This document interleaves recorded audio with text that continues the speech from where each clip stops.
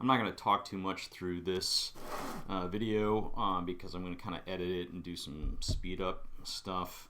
I'm just going to be adding to my coil pot. I don't know how far you guys are along. You should probably submit some photos of your coil pot to me so I have an idea of where you're at. What are you struggling with? Did you have to restart?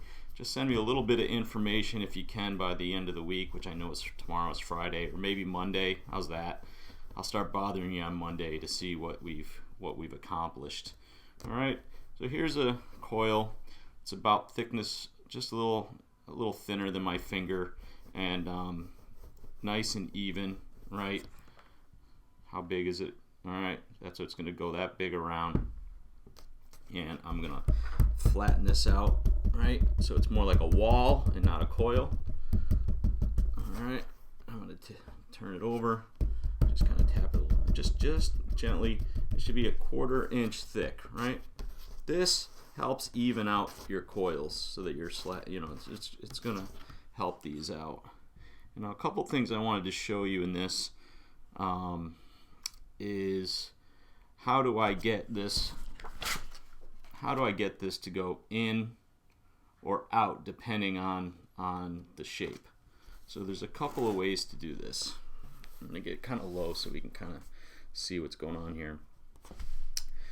If you think of your coil pot as having a top edge and maybe a little bit of an outer edge, a little inner edge, what you don't know is I have a camera mounted to my head. It's on a visor. It's not mounted to my head, but it's sitting on my head so that where I look around, the camera looks around. It's kind of like a GoPro, but it's my own hacked up version. All right, so I want this to be straight. I kind of put this coil straight on. If I need my coils to end outwards, I kind of angle them out and kind of put them on the outer edge. Okay, and now it's gonna angle out, right? If I needed this to start coming in, I would just kind of angle my coil in. Notice you need less of a coil if you're aiming in because you're using less clay, and more of a coil when you're angling out. And you can see kind of I'm angling in. All right. In this case, I'm supposed to be pretty much straight up and down on this coil.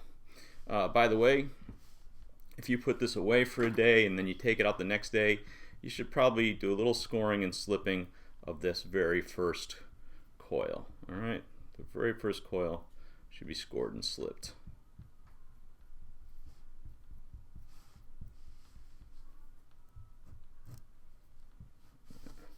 Fork does not really work well for putting on slip.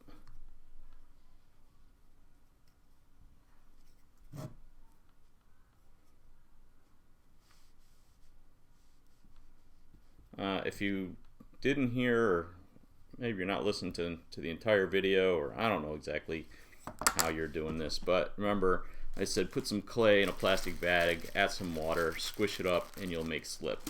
Okay.